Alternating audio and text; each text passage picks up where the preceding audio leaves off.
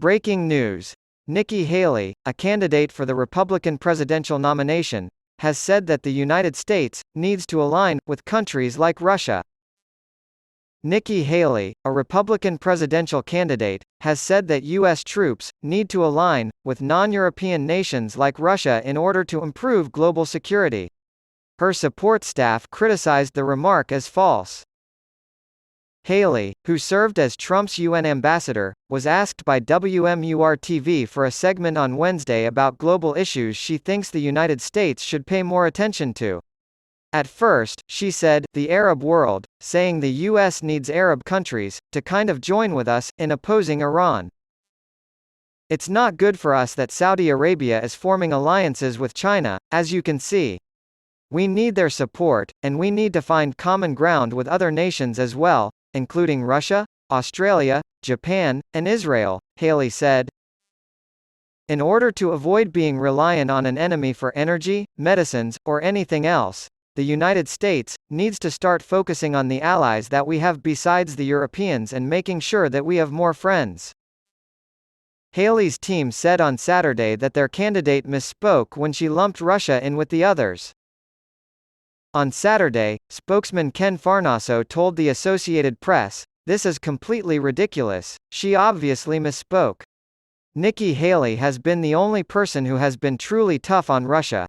Responding to AP's request for comment on the interview, Haley described Russia as a enemy, and its president, Vladimir Putin, as a thug. "I fought them at the UN, and I will continue to fight them," Haley declared.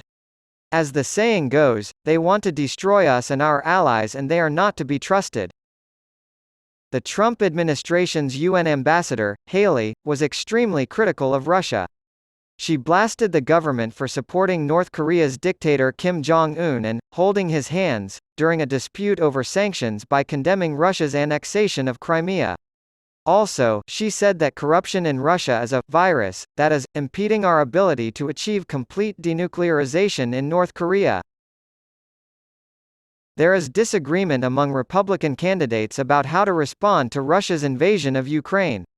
According to Haley, a Russian victory would only make countries like China and Iran more aggressive, and she defended U.S. support for Ukraine against an anti-American regime earlier this year in response to a question from then Fox News host Tucker Carlson. After entering the GOP primary race, Florida Governor Ron DeSantis argued that preventing the aggression wasn't a critical U.S. strategic interest because it was a territorial dispute. Many of DeSantis' Republican colleagues were quick to condemn his first public statements. After Trump had urged European nations to contribute more financially to Ukraine's defense, he praised DeSantis' responses as, "following what I am saying." The next day, Haley wrote an opinion piece in which she agreed with Trump that DeSantis is copying him, arguing that labeling the conflict as a territorial dispute was a sign of weakness.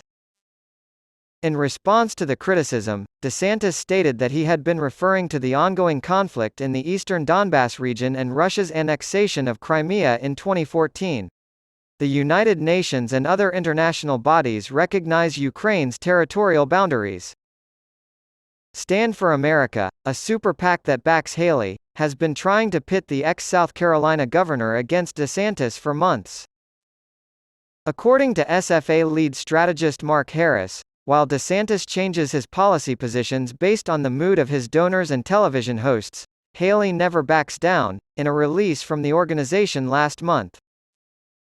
A spokesman for Never Back Down, a super PAC supporting DeSantis, referred to Haley's criticisms of DeSantis' ongoing dispute with the entertainment giant, saying that Haley's home state of South Carolina will happily accept the jobs of the company if it decides to relocate from Florida.